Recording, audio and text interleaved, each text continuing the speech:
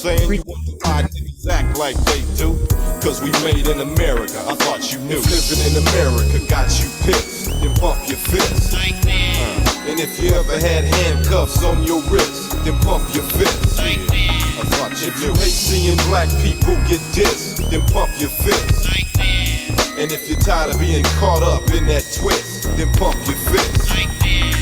Parents weak in the mind and they call themselves grown, but God bless the child that's got his own. Ain't no fear in his heart when you start punking out. White people ain't your God, right? So what you worried about? Too set in your old ways. But 1995 damn sure ain't them old days. This ain't the year for a coward. I can't be with you, but I can keep your headstone flowered. Survival of the fittest, that's the law. You never seen grammar school kids socking teachers in they jaw? Well, they ain't trying to get brainwashed. Fuck Christopher Columbus, homeboy, how much your chain cost? I got that book, but I don't read it. I ain't dumb, I come to school heated. Cause ain't no power in them pages you flipping. I'm better off blood than a crippin'. I wasn't born with the same mentality. I don't believe in no spirits, down here is reality. And everybody want wealth, but if you want something done right, you got to do it yourself. I thought living in America got you pissed. Pump your fist. And if you ever had handcuffs on your wrist, pump your fist. I thought you knew. If you hate seeing black people get dissed, then pump your fist. And if you tired of being caught up in that twist, pump your fist. So everything is real on this side. Ain't nothing spooky or dookie in this ride. Niggas be tryna act holy, and I be watching mankind break them down slowly but surely. Only the strong survive, while the rest fall by the wayside, praying they stay alive. But you had your turn it back, and you struck out. So now you just stuck out. Because if you don't use it right last, you lose it quite fast. And no doubt you just assed out. So make a way for the soldiers. Y'all can stay home and smoke your cigarettes and drink your Folgers. But this is wartime for the youth, and I don't trust nothing but the truth. So whatever's clever, whether strapping or capping, we moving and shaking, making things happen. Even a fool can see a change in progress with promise, but doubting Thomas is still saying I guess. Well, you can take it for what it's worth, but your heaven and hell is right here on earth. I thought if living in America got you pissed, pump your fist. And if you ever had handcuffs on your wrist, pump your fist. If you hate seeing black people get dissed, pump your fist. And if you tired of being caught up in that twist, pump your fist.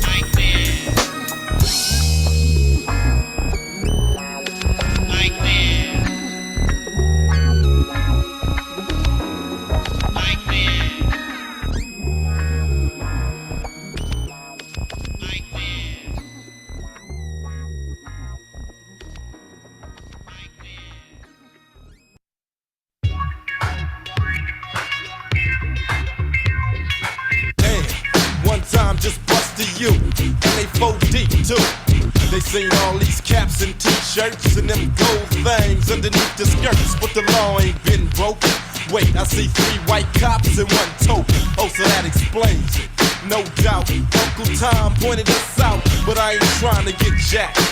They give me static, I'm giving the shit back, cause I ain't did nothing wrong. And this LA drama been going on too long, so it's on if they touch me. Matter of fact, they better Starsky and Hutch me, cause fool, I ain't waiting, I'm 5,000. So much for gold Dayton's, I hit a side street and circled twice. Shook them like hot dice, parked the toy in the driveway, cause the same thing happened last Friday. I tried to tell you they was devils once before, but y'all don't hear me though.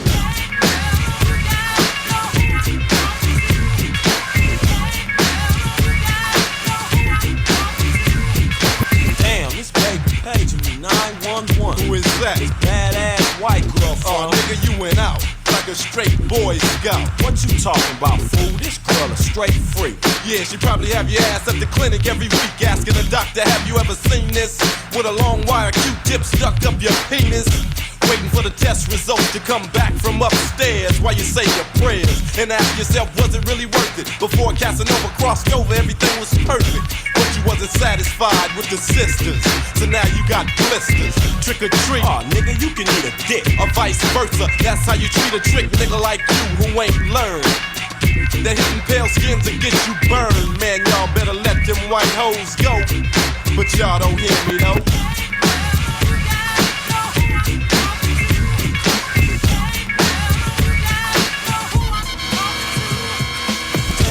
Damn, I got a migraine. What you eat? Just some pork chops and pig feet and a couple of strips of bacon. What? And my head just started aching. I hate to say I told you so, but I told you. You couldn't take it from a soldier. Cam got the ham broken down to a science. So keep it out your appliance. Cat plus rat plus dog equals hog. Poison ass animal, people need to ban them all. Nigga, I've been eating pork all my life and I'm cool. Fool, you don't know what you missed. Listen, that's the reason why you get sick so quick and spend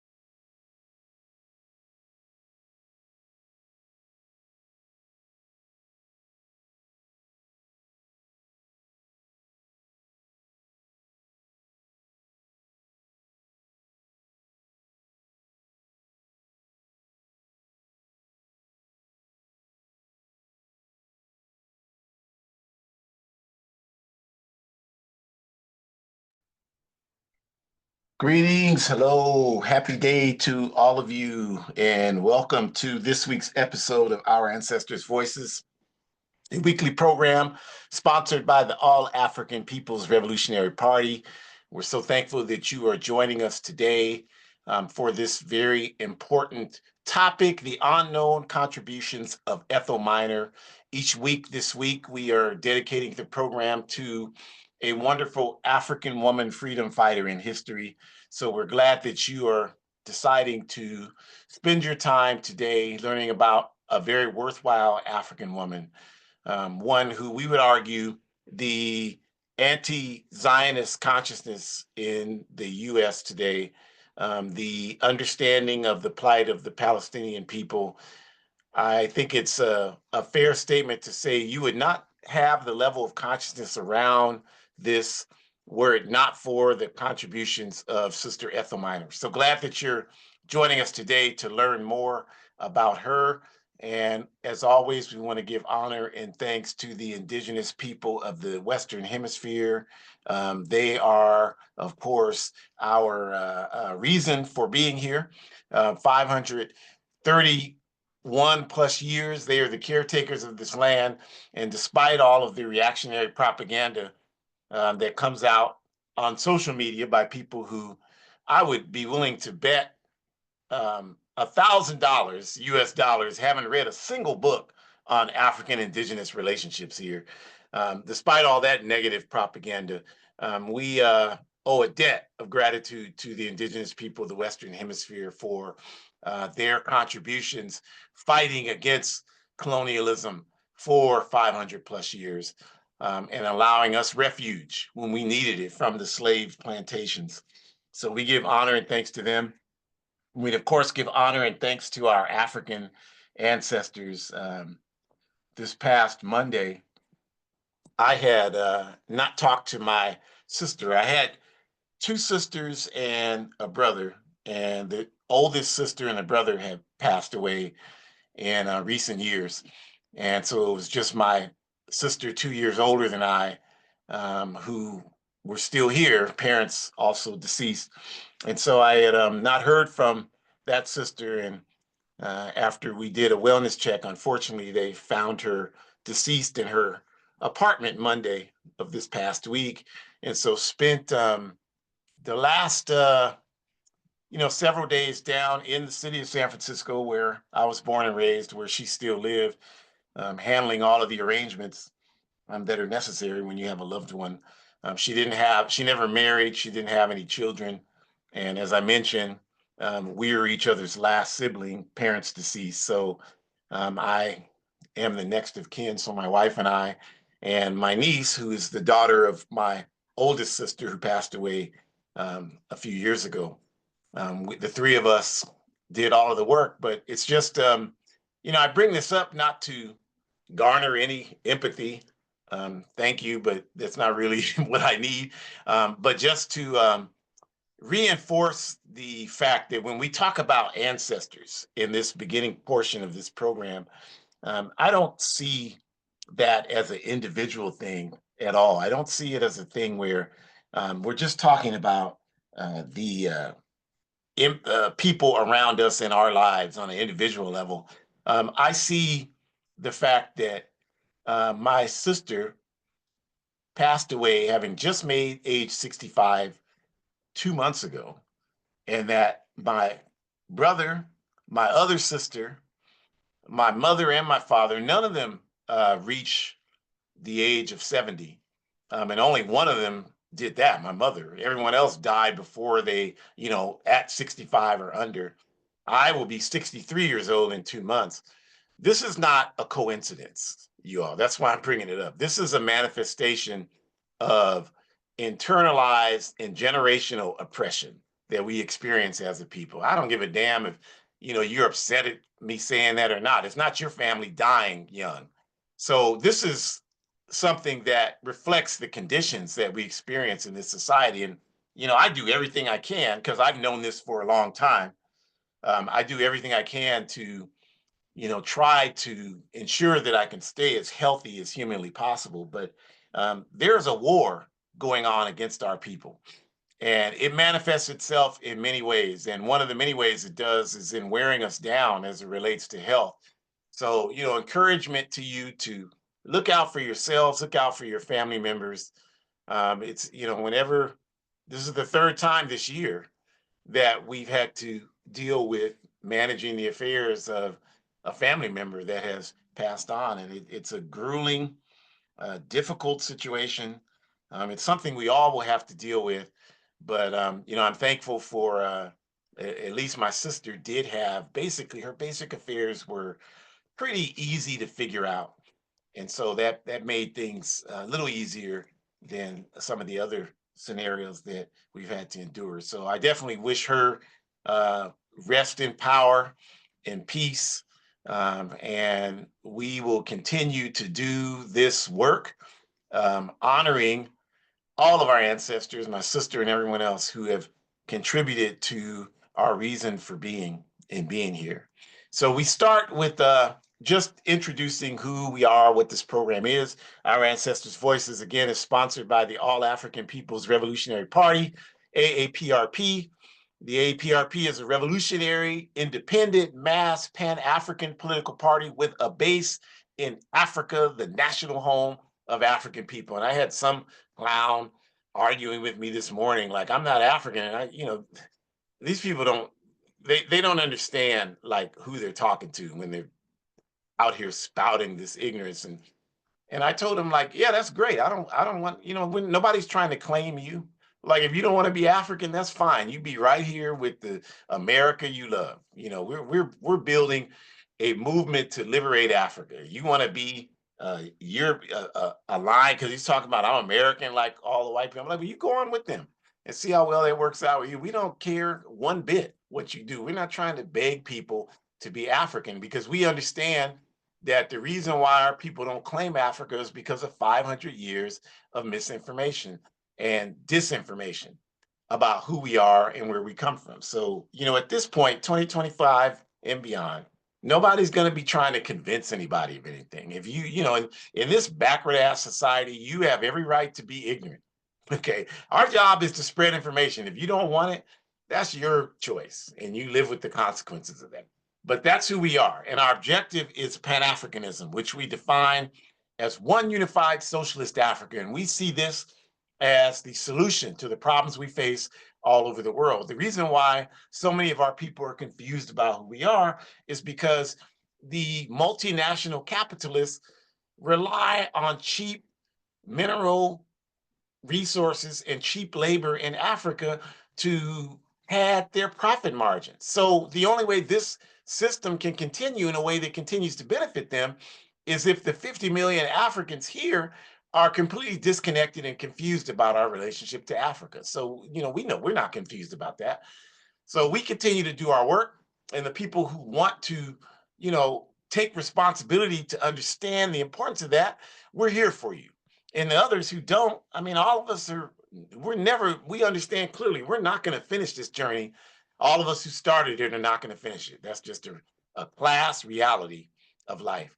And so our work to achieve Pan-Africanism is outlined in Kwame Nkrumah's Handbook of Revolutionary Warfare. It's all there for people that want to study. The screen, the book cover rather, is on the screen, and he lays out the strategy for how we're going to achieve Pan-Africanism. And all we're simply doing is carrying that out, and we make better progress every day. Victory is on the horizon.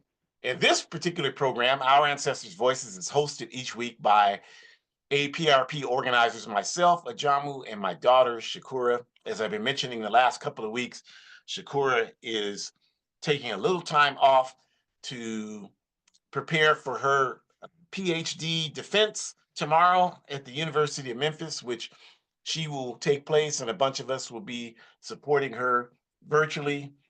She's told me multiple times this week she has every intention of being back here next Sunday.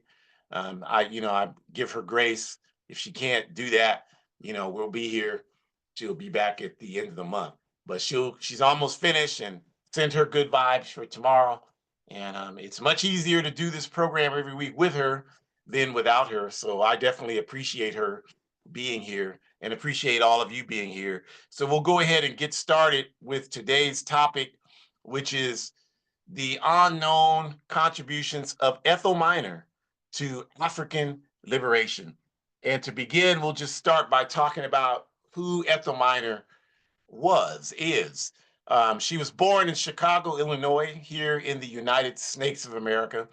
And Miss Minor was actually living in the South American country of Colombia when Ella Baker, who was a board member for the Southern Christian Leadership Conference, the SCLC, which was the organization of Reverend Dr. Martin Luther King Jr., right? Ella Baker called for the creation of a youth organization in the civil rights movement. And the reason why Ella Baker called for that is because she felt that there needed to be new young voices that had a different approach to engaging the struggle than the Southern Baptist dominated culture of the Southern Christian Leadership Conference.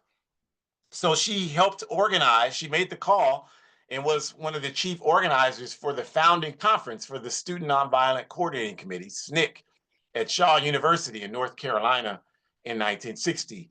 And from there, the student activism from SNCC and the Congress of Racial Equality Corps, along with SCLC and the NAACP, began to take route in the southern US. And there, the picture on the screen depicts the lunch counter sit-in movement that was led by SNCC and CORE and the organizations I just mentioned, the Freedom Rides, integrated buses into the South. And I know, in 2025, it's really popular for, a bunch of keyboard warriors who haven't risked a fingernail for our people's liberation to talk down on the people who risk their lives fighting for us. It doesn't matter. Look, I'm a revolutionary Pan-Africanist.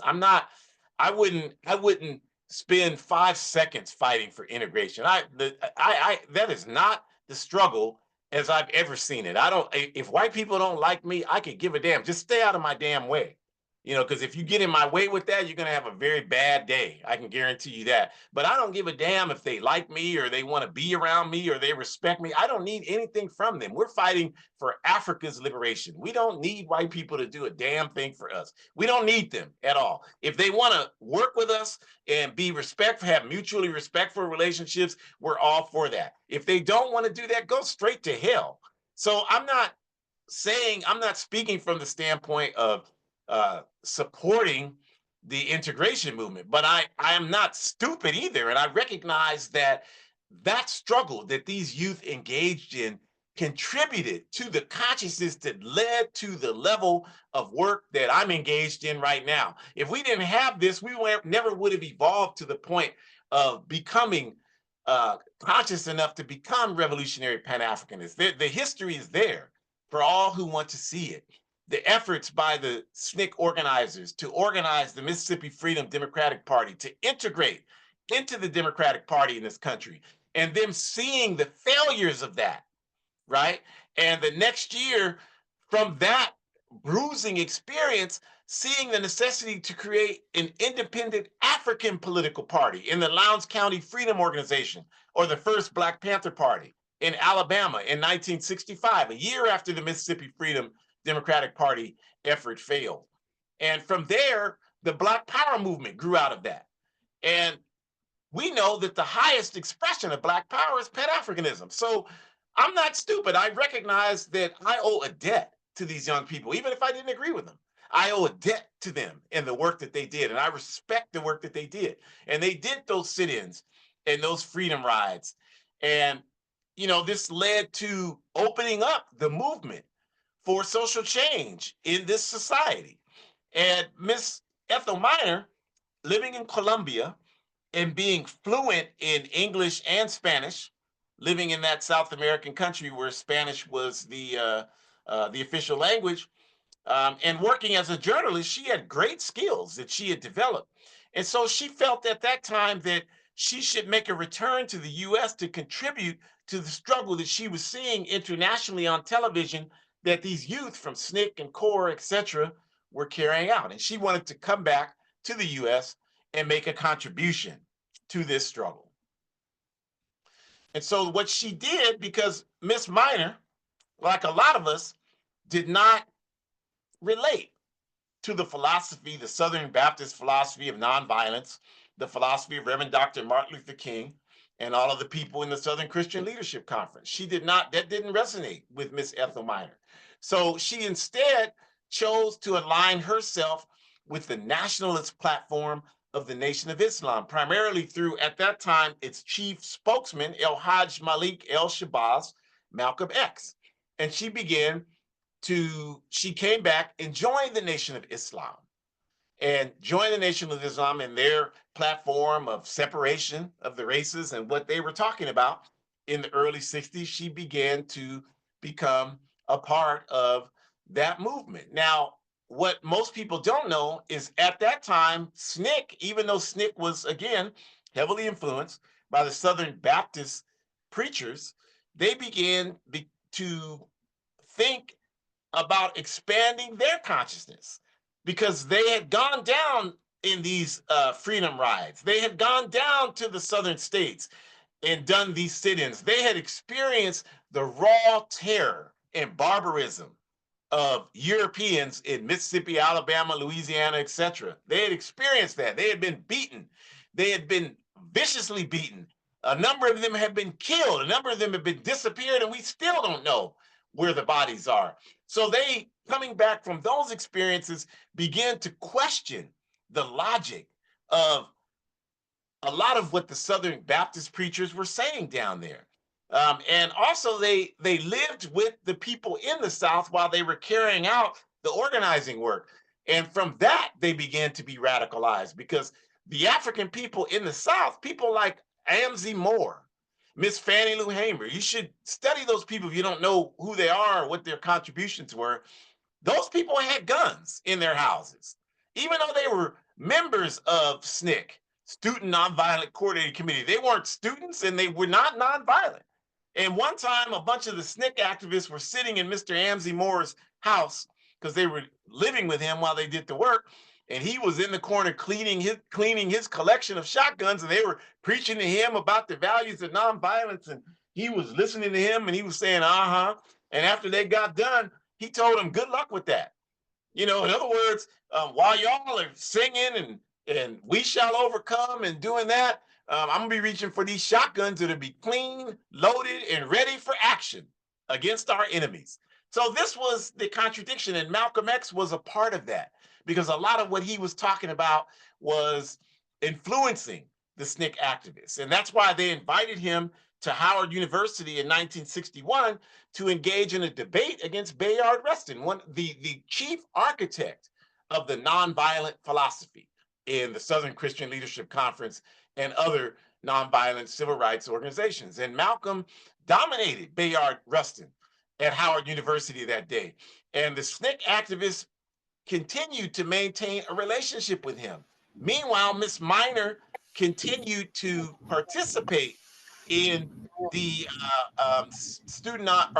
in the Nation of Islam. She began to continue to participate, and it was at that time that she definitely began to move in the direction that Malcolm was moving in terms of really outgrowing the message of the Nation of Islam and gaining a more international consciousness, a consciousness that was connected to the events happening around the world, a consciousness that revolved around Africa and all of those things.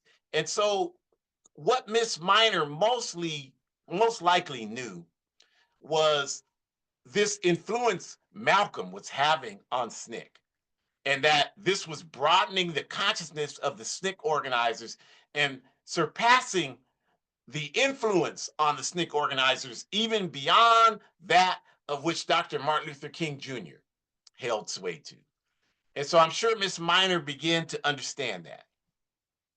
And so what moved to happen is that Miss Minor continued her activism. In March of 1964, resulting from the increasing political sophistication that Malcolm X had and sabotage from the US government, Malcolm left the Nation of Islam. And many of its members, including Miss Minor, left with him. Now, I want to just say quickly, just a little more about that when I talk about Malcolm's political sophistication. Because I would argue that the things that Malcolm was doing that, most of you know because you watched that silly movie that Spike Lee did, Malcolm X. But you saw in there that they showed how Malcolm made the comments on December 1st, 1963, about the assassination of John F. Kennedy, the then president of the U.S., a few weeks before that on November 22nd, 1963. And in that press conference on December 1st, 1963, Malcolm was already told by Elijah Muhammad not to make any public statements. He had already been told that.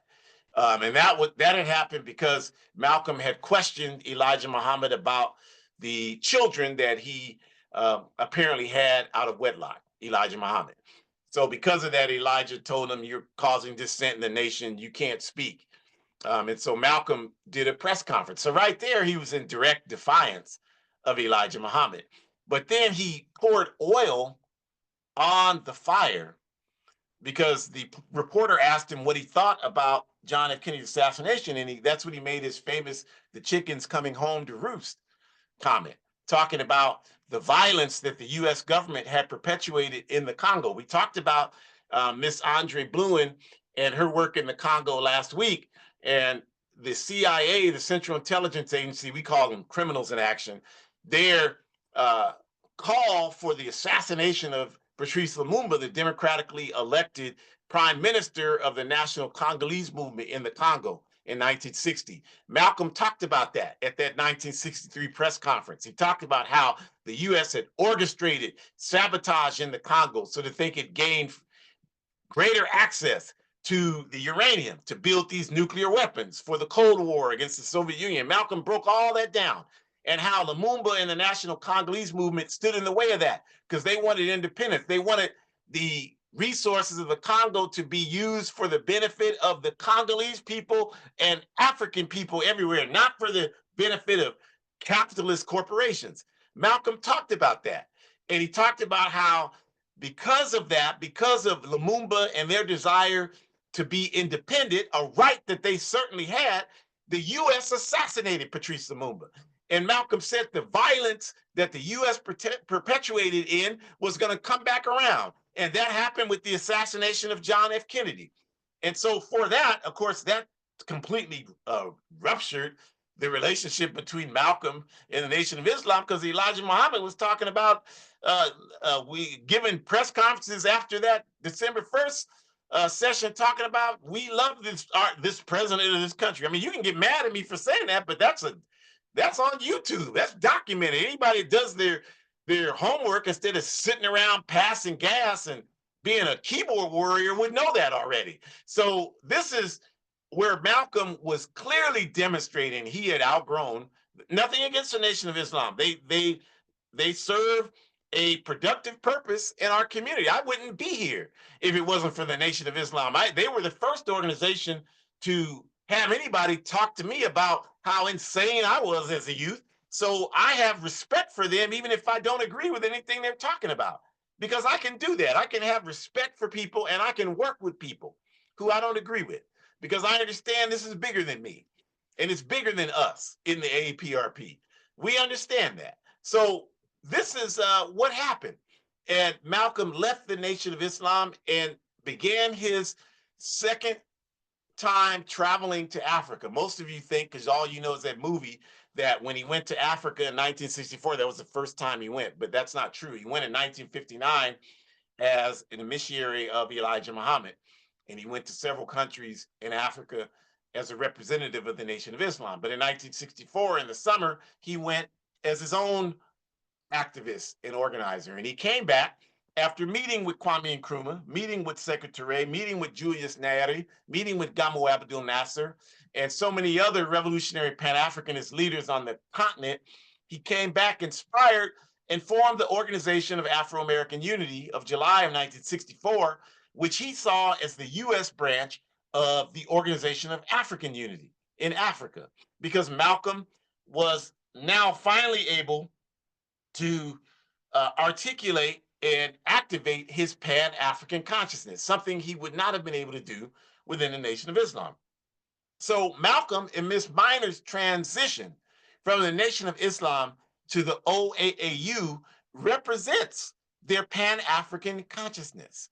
And Miss Minor became the Organization of Afro-American Unity's office manager in Harlem, their office there in the Hotel Teresa on 125th Street. I've actually been there and saw where they had an office there and stood there and took pictures and had ceremony with Shakura there when she was a very young child. We went in there, I've retraced pretty much every place that Malcolm went and did work, and that was one of them.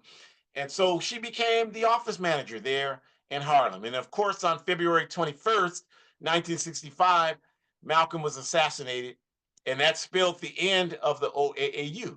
But it didn't spell the end of Miss Minor's activism, because promptly after that, understanding the necessity of organization, understanding the necessity of organization, Miss Ethel Minor promptly joined the Student Nonviolent Coordinating Committee, who at that time was heavily influenced by the ideas of Malcolm X, heavily influenced, and began to openly question nonviolence. And this is why, if you study the history of SNCC and activism, you'll know this, because the last major march, well, before that, in 1966, early part of 1966, the SNCC chairpersonship came under election. And up to that point, the chairperson during the mid 60s was John Lewis, the former congressperson who made his physical transition, I believe 5 years ago. And John Lewis, by his own admission, was a student of Reverend Dr. Martin Luther King and was heavily influenced by the Southern Baptist Christian tradition that he himself grew up under and came under. And in the election in 1966 for the new SNCC chairperson, it was John Lewis running for re-election against Kwame Ture, who was then known as Stokely Carmichael. And Kwame represented the new militancy within SNCC, the separation from the ideas of Reverend Dr. Martin Luther King and Bayard Rustin, separation from the commitment to nonviolence, and the desire to see SNCC become more of a militant organization. And after much internal struggle, Kwame emerged as the new chairperson of SNCC. And he talked about that for him, nonviolence was no longer a principle, as it had been for John Lewis and Dr. King and SCLC. It was a tactic. The difference being a principle is a value you never compromise on. Like, I'm a revolutionary Pan-Africanist, which means Africa is primary for me. because I see what happens to Africa is influencing what happens to African people everywhere on earth. So whatever happens in America, that's not primary to me. And what that doesn't mean I'm not involved in activism work in America. I mean, I have to say that because some of us are just so empty-headed. That doesn't mean that. In fact, I put my life more on the line here than a lot of people who say they love America. And I'm not doing it for America. I'm doing it for justice. But my point is that um, they began to understand this question of, the value question of around nonviolence, and then nonviolence could not be a principle. It had to be a tactic because, as Kwame Ture himself famously stated, and I have the poster of him right above me here in my office. In order for nonviolence to work, your opponent must have a conscience. The United States has none. Those are the words of Kwame Ture, and they reflected the growing consciousness within SNCC. They began to advocate that all SNCC members, they had a choice whether they wanted to be armed or not, but most of them chose to be armed. And the white media in this country misunderstood that because of the title, Student Nonviolent Coordinating Committee. And Kwame Ture went on Face the Nation, Meet the Press, and every other media outlet explaining that nonviolence is a tactic. It's not a principle. If it's effective to use nonviolence to gain forward progress, we'll use it. But if these crackers are assaulting us, we'll send them to their grave. And this is without question influence from the work of El Hajj Malik, El Shabazz, Malcolm X. And SNCC went to this, and the March Against Fear, where James Meredith was shot in June of 1966 in Mississippi. And the three civil rights organizations, CORE, SNCC, and SCLC, took over the march. And the NAACP was there, but what happened is Kwame was the new chairperson for SNCC. And Kwame wanted to invite the Deacons for Defense, who were former war veterans, African people in the southern states, Louisiana, Mississippi, Georgia, Alabama, who formed gun organizations to protect civil rights workers. And Kwame wanted to invite them to come along for the March Against Fear. And Whitney Young of the Urban League and Roy Wilkins of the NAACP, they absolutely refused to accept that because, all their money came from white people. So they couldn't accept armed resistance during the march. So they backed out of supporting the march. Dr. King, because he was a principled human being, meaning he did his best to do what was right, despite the consequences, stayed in the march. And of course, SNCC and CORE, the militant elements of the civil rights movement, were at the forefront of the march. And the Deacons for Defense were there. And I would argue that the marches that they participated, it would have been more people injured, more people killed had they not been a presence. And nobody, even the people who were nonviolent, can refute that statement. They have to agree with that statement. But the point is that this reflected the growing consciousness within SNCC. So when Miss Ethel Minor joined SNCC in 1965, 1966, SNCC was primed to become the most cutting-edge militant organization in the U.S. at that time. And so I'll get to the picture in a minute, but the picture you see there is Miss Ethel Minor at Via Sili in Guinea-Conakry. And that was where Kwame Nkrumah lived in Guinea after his government was illegally overthrown by the CIA in Ghana in February of 1966. And so you see in the picture, Miss Minor there, Kwame Nkrumah on her left, and Kwame Ture on her right, who was then still Stokely Carmichael. But Miss Minor began working in communications for the Student Nonviolent Coordinating Committee. And in the course of that, she made the suggestion that SNCC look at this question of Israel. And the reason why she made this suggestion is because at that time, by the time 1967 came around, when she made that suggestion, what the so-called Arab-Israeli War happened. and there was a lot of sentiment in this country.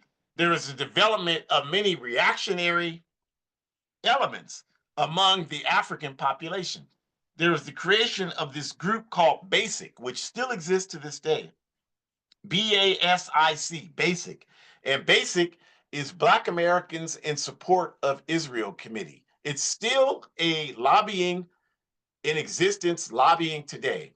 And people like today, people like Al Sharpton and all of the Congressional Black Caucus, all of them are members of BASIC today. That's why they all support Israel. They're all the people like Cory Booker, Zionists. They support Israel. They're all a part of BASIC. But the organization started in the late 60s.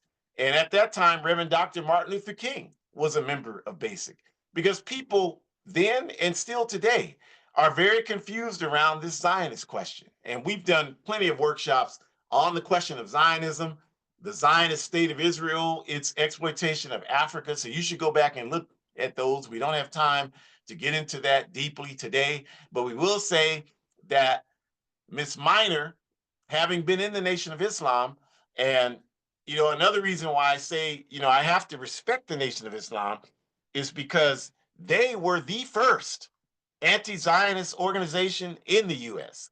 No question about that. They were anti-Zionist in the 40s. And I have to respect Elijah Muhammad, even though I don't agree with him. And I am a protege of Malcolm X. So of course I'm gonna feel a certain way about Elijah Muhammad. That's just how it is. Whoever doesn't like that, that's just your damn problem. Just like if you're a follower of Elijah Muhammad, you feel a certain way about Malcolm X. And that's just how that goes. But I have to respect Elijah Muhammad because in the 1940s, when faced with going in enlisting in the US military and going to fight in World War II, he chose to go to prison and proudly went to prison and served almost 5 years in prison. And that's respect to me because, again, that's somebody that stood by their principles. He didn't just say, well, I preach that stuff in public, but I ain't trying to go to jail like a lot of you would do. So I just, whatever you need me to do, sir, I'll do it so I can stay out of jail. He didn't do that. He went to prison and served that time. And he has my respect for that. And he came out when the state of Israel was established in 1948. He came out against it. Now, there's a lot of weird and quirky theology around this from a lot of people. The Hebrew Israelites, the Nation of Islam, a lot of Africans have what I would argue is very confused theology around this question of the Zionist state of Israel. The question to us is not we should be there and not the Ashkenazi European Jews. Our position is that the land belongs to the Palestinian people, and it was stolen from them by these Ashkenazi Jews in alliance with international imperialism. And the state of Israel was established to serve as a base for international imperialism in the Middle East. And that's the reason why backward capitalist regimes like the United Snakes of America, all of Europe, at that time, the apartheid state of South Africa, all of these backward entities supported the establishment of the state of Israel and have been doing it for the last 100 years.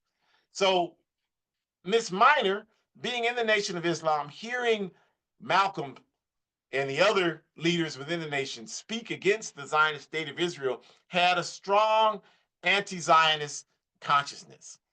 Malcolm X, in 1964, while he was in Egypt, during his travels in Africa, gave a historic speech called Zionism and Dollarism. You should look it up, Zionism and Dollarism.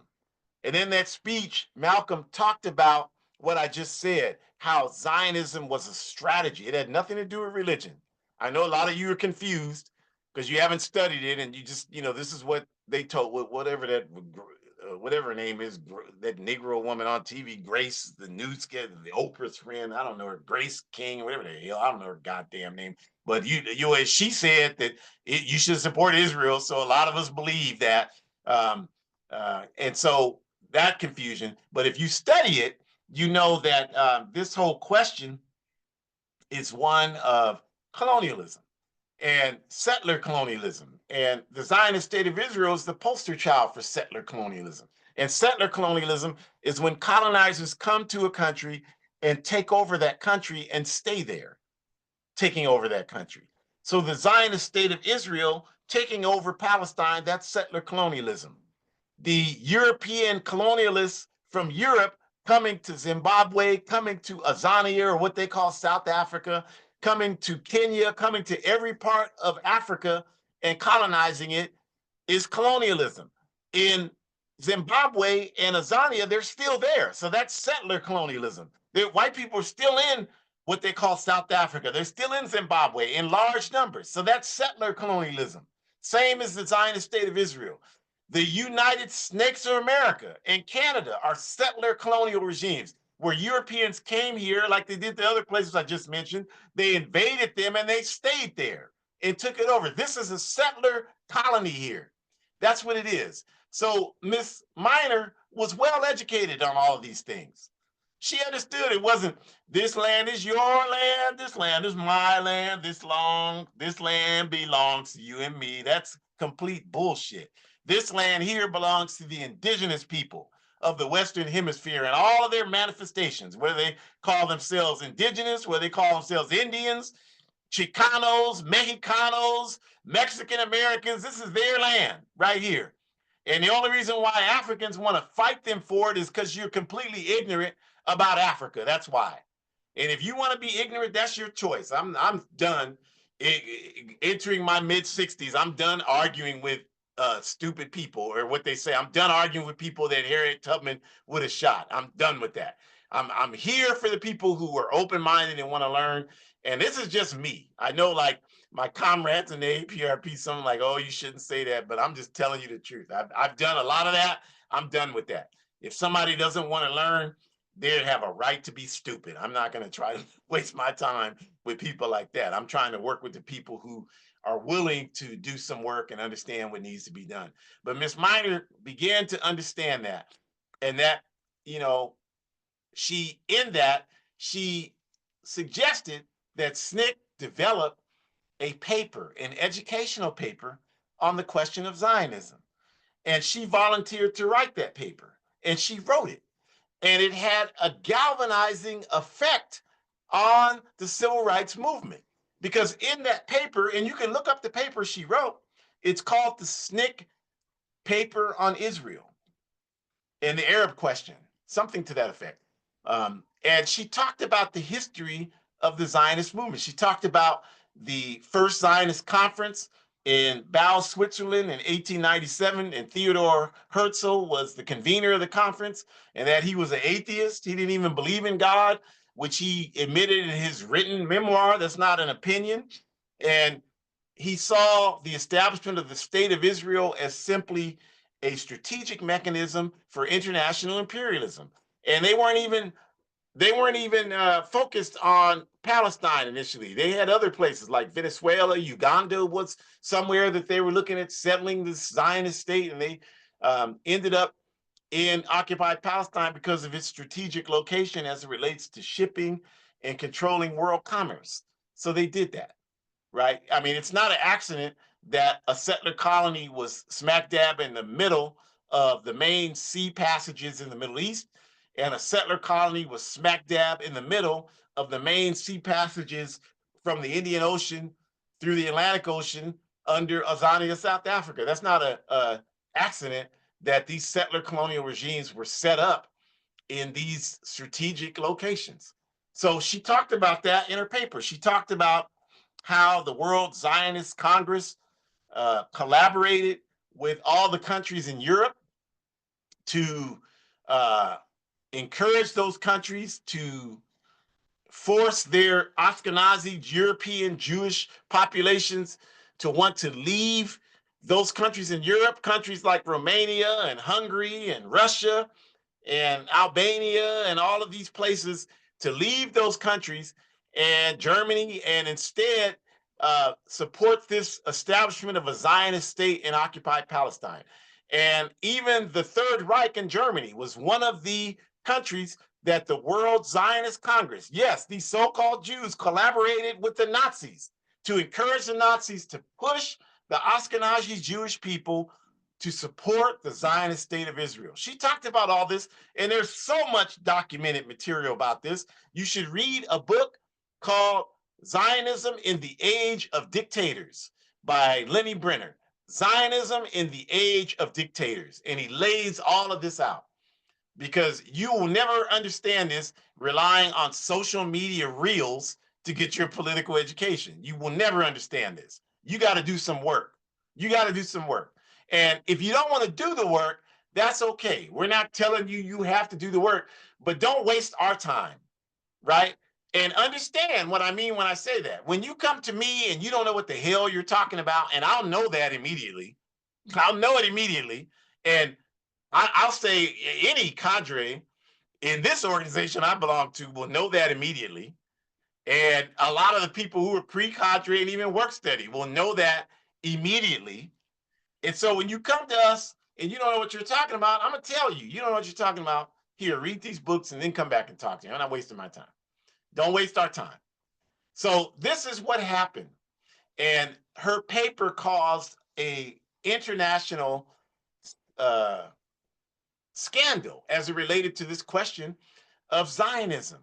And the people in SNCC understanding the clear and comprehensive arguments that Ms. Minor laid out in her paper, wanted to talk about the paper and wanted it to become official policy within SNCC. And so in 1967, this happened. And SNCC became the first civil rights organization to take, and remember I told you, the civil rights organizations were supportive of BASIC, Black Americans in Support of Israel Committee. SNCC became the first organization to break with that and to become anti-Zionist and to support the Palestine Liberation Organization and support the movement to bring liberation of Palestine for the Palestinian people. SNCC did that. As they did in many instances, they took groundbreaking positions in the civil rights movement beyond just the question of rights for African people. That's why they were such a phenomenal organization. And this consciousness spread, and it spread into once SNCC began to fall apart, because once SNCC took this anti-Zionist position, their funding dried up because their funding was largely contributed by the Zionists here in the US, around the world, liberal Zionists. And so that dried up immediately. And the federal government's attacks against SNCC, like every other organization, by late 1968, SNCC was struggling to exist. And by 1970, they really didn't exist for the most part. And Kwame Ture, understanding this, went to Guinea-Conakry, where he is in the picture, and met with Secretary and Kwame Nkrumah. And the next year, 1969, he moved there to Guinea-Conakry to become the political secretary for Kwame Nkrumah and to work within the Democratic Party of Guinea, the political party of Secretary. Miss Ethel Minor, as you see in the picture, visited there. And as we've talked about, the All-African People's Revolutionary Party came about as a result of Kwame Nkrumah writing the Handbook of Revolutionary Warfare while he was in Guinea-Conakry, being protected by the Democratic Party of Guinea in Secretary. And the first work study circle for the APRP took place in Guinea-Conakry, and Kwame Ture and Kwame Nkrumah were members of that first circle, along with Amilcar Cabral and others. And so this anti-Zionist position that SNCC brought into the public consciousness, it was an original foundation within the All-African People's Revolutionary Party, right? And so a lot of the anti-Zionist consciousness that's within the APRP has to be credited to Miss Ethel Minor. And in fact, in 1991, the what they call the Anti-Defamation League, which is one of the leading Zionist organizations in this country, the ADL, we call them the African Deaf League, but they produced a pamphlet. You should look it up. It's called demagogues, and hate teachers. And in that pamphlet, they focused primarily on Minister Louis Farrakhan and the Nation of Islam. But they did say in that pamphlet that the All African People's Revolutionary Party was the, quote, most anti-Zionist organization, unquote, within the U.S. And we read that with glee at that time. We couldn't have been happier. It's the ultimate compliment when your enemy says that you're its biggest problem. That's the ultimate compliment your enemy can give you. So that's how we took it. But all of this anti-Zionist consciousness, it has to be in large part credited to the contribution of Miss Ethel Minor. Had she not left the Nation of Islam and joined SNCC, had she not written that paper, had she not done the work to spread the consciousness around that paper in SNCC, we don't know if we would have developed an understanding of Zionism to the same extent that we have today. And so when Kwame Ture, Stokely Carmichael then left the Student Nonviolent Coordinating Committee, spent some time, about a year or so, in the Black Panther Party, and decided that that would not be the course of action that he saw necessary to forward our struggle. And so he, as I mentioned, went to Africa and became one of the initial organizers for the All African People's Revolutionary Party. And Miss Ethel Minor herself, again, understanding the importance of organization, joined the AAPRP herself and was on one of the original central committees, if not the original central committee for the AAPRP. And that's just, just giving you some context of her understanding of the necessity for organization and the evolving consciousness from the Nation of Islam to the Organization of Afro-American Unity, to the Student Nonviolent Coordinating Committee, to the All African People's Revolutionary Party. Ms. Minor understood that organization is always the key to our ability to build capacity and to fight back. And that's a message that can never get too old, you all. It can never get too old. And the reason why it can't get too old is because most of us are not in any organization and don't want to be in any organization. And get mad when we talk about organization. And that is a large part of the reason why we're where we are today, because organization is the weapon of the oppressed. And as it says there in the Kwame Ture poster, organization decides everything. Nothing in your life worthwhile have you been able to accomplish without organization. If you've gone to school and gotten a degree, you have to have organization. If you have a slave, if you have a job, you have to have some level of organization. If you have a family, you have to have some level of organization. There's no way you can exist in the world today and have no respect for organization. You might be completely disorganized, but you have to, even if you're completely disorganized, you still respect people who demonstrate a high level of organization, because you know that it's an absolute necessity to move forward in this life that we live. So this is why we know this is not a debate. This is not something where everybody has an opinion. This is exactly one thing. Organization decides everything. That's irrefutable. And so that means that we cannot solve the problems we face individually. We cannot solve them just because we have thoughts between our ears. This is like, get on social media and look at what these people are talking about. And I'm talking about everybody, but specifically African people. Look at what we're talking about. We don't know a damn thing. We don't know anything. We sit around and I would be embarrassed to be talking publicly, documenting, writing down my ideas about something I knew nothing about. I would be embarrassed to do that. I don't want to talk about anything if I don't know anything about it. I sound stupid to myself doing that. I know I must sound stupid to other people, but yet every day that's what we do. We don't have any modesty and humility about being able to say, you don't ever hear people say, you know what, I don't know what the hell. I mean, sometimes you do. And when you do see that, it's very refreshing.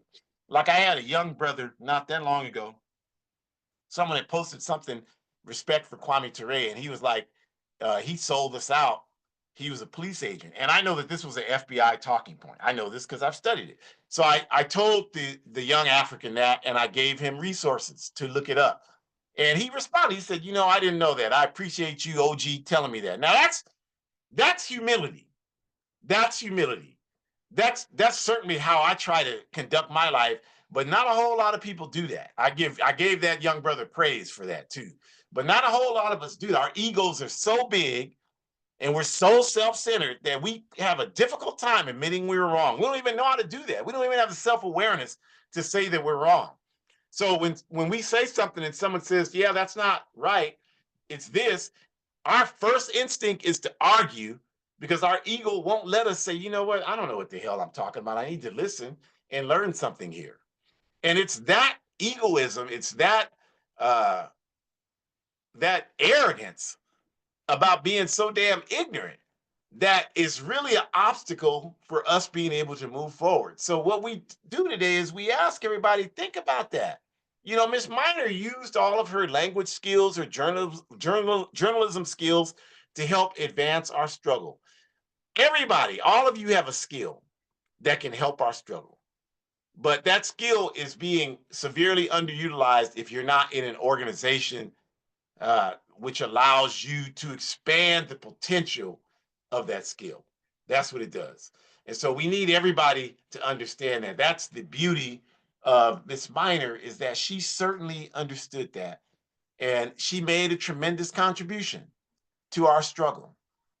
And she wasn't in the forefront of our struggle. She wasn't somebody that you learned about. Most of you probably never heard of her before this, but she made a serious contribution. And the point I'm making is all of us can do that if we just take the same approach to organization that she did. And so we definitely want to thank you for joining us today. And we want to invite you back next week, March 23rd, same time, same place, same platforms. And we're going to talk about the unknown life of Fathia Nkrumah, the unknown life of Fathia Nkrumah. She was the wife of Kwame Nkrumah. Very little known about her. We've done our research and we're prepared to give you some information about her life. And we can tell you right now, she was way, way more than just the wife of Kwame Nkrumah. So join us next week so you can find out more. The QR code in the upper left-hand corner, you can click on that, the red and white one. It gives you plenty of information about other AAPRP programs. So check that out. And then the Forward Ever shop, you can buy clothes that support our African revolutionary work. So do that. Go to hoodcommunist.com. It's a revolutionary Pan-African blog. So we really encourage you to support Hood Communist, okay, so that we can, have analysis out there. And we want you to contribute. I was informed by comrades that I have the wrong link up here and I forgot to change it. So apologies for that. We have a GoFundMe page to make contributions to organizing African Liberation Day. It's our international institution. May 25th each year. We'll be doing it all over the world, about 20 cities around the world. It's our institution to bring about the consciousness of African people around the necessity to unite. So we want to ask you that you contribute. We use the funds you contribute to help our commemorations throughout the African continent. So don't go to what's on the left-hand screen there. But if you want to go to abettoroad.me, there's a button you can click, you can donate there, and 100% of it will be donated to African Liberation Day. And we'll get the right link up there next week. And we want to invite you to join the All African People's Revolutionary Party. You can do that by going to www.aaprp-intl.org. And there's a video there you can watch. You can learn. You should do it even if you don't want to join, just so you understand what this organization is and our work. You should be well-versed on every African organization that's fighting for African people. How can you decide which one you want to join if you don't know anything about any of them? So that's a good thing to do just for your own research. But we encourage you to join a work-study circle. Start your political education process. That's important. If you're African, you can do that. And all people of African descent are African in our view. So you can do that. If you agree with that, fine. If you don't agree with that, don't come to the site. Don't waste our time. You know, you need to go to the. We're creating a imaginary Negro identities in the U.S. site and talk to those people. Those are your people. Go talk to them. But if you're open-minded, you want to learn something, you can come to our site. We're happy to talk to you. The bottom right-hand corner, QR code, Burkina Books, become a sponsor. That's one of our on-the-ground works in Africa and Burkina Faso. So you can become a monthly sponsor. We're incorporating revolutionary literature for our people on the ground. This is, again, growing our consciousness for the necessity for unity. And my book, A Guide for Organizing Defense Against White Supremacist, Patriarchal, and Fascist Violence, A Guide for Organizing Defense Against White Supremacist, Patriarchal, and Fascist Violence. It's only $8 US. Unfortunately, you can only buy it on Amazon. I've explained that 100 times. If you missed it, go back and look at it. I'm not wasting my time doing that anymore. We use the enemy's platforms to advance our struggle, and all 100% of the proceeds of that. But it's a great book in terms of organizing, how to organize. People reading it all over the world, and I've gone to speak to many groups to, after they've read it, to give some context. So, you can use it for that. But it's a great book on organizing. But it's also 100% of the proceeds go towards anti-fascist work. Obviously, that's a thing. We're doing it. Doing a lot of trainings and work around that. So we appreciate you joining us today. We hope to see you back next week. Tell some people, enjoy your life. You don't know how long it's going to be. The best way to enjoy it is to join the struggle for liberation. Forward ever, backwards never. Enjoy the rest of your day.